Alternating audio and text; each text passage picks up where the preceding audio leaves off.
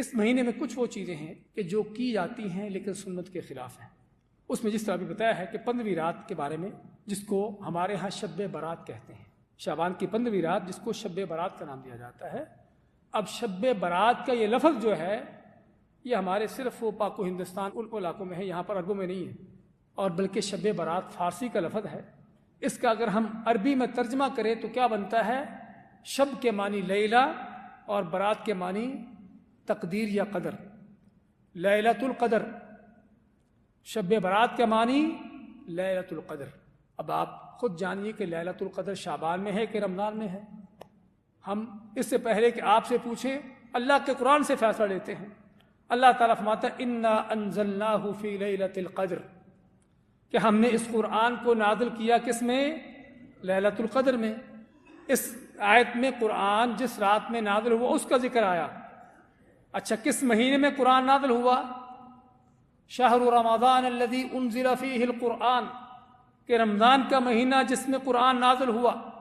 دونوں آیتوں کو جمع کر لیں تو پتہ چلتا ہے کہ قرآن نازل ہوا لیلۃ القدر میں، اور وہ لیلۃ القدر جس مہینے میں ہے وہ کون سا مہینہ ہے؟ وہ رمضان کا مہینہ ہے۔ تو اس لیے شب برات جو ہم کہتے ہیں، یہ لفظ ہمارے ہاں شب برات کا، اس کا عربی ترجمہ لیلۃ القدر ہے، اور وہ لیلۃ القدر رمضان میں ہے نہ کہ شعبان میں ہے۔ ایک چیز۔ دوسری چیز، اس رات کے حوالے سے جو ہمارے ہاں عقیدے ہیں کہ اس رات میں کیا ہوتا ہے شب برات میں، کہ اس رات میں تقدیروں کے فیصلے ہوتے ہیں، تقدیریں لکھی جاتی ہیں۔ سال بھر میں آپ کو کس کو زندہ رہنا، کس کو مرنا ہے، کس کے ساتھ کیا پیش آنا ہے، وہ لکھی جاتی ہیں۔ اس لیے ہمیں وہ مولوی کہتے ہیں کہ اس رات کو جو دعائیں کرنا ہے کر لو، اپنی تقدیریں لکھوا لو۔ آئیے قرآن سے یہ بھی فیصلہ لیتے ہیں کہ تقدیریں کس رات کو لکھی جاتی ہیں، کہ شب برات کو یا لیلۃ القدر کو۔ اللہ تعالیٰ نے اسی سورۃ القدر میں کیا فرمایا کہ فرشتے نازل ہوتے ہیں کس کے لیے؟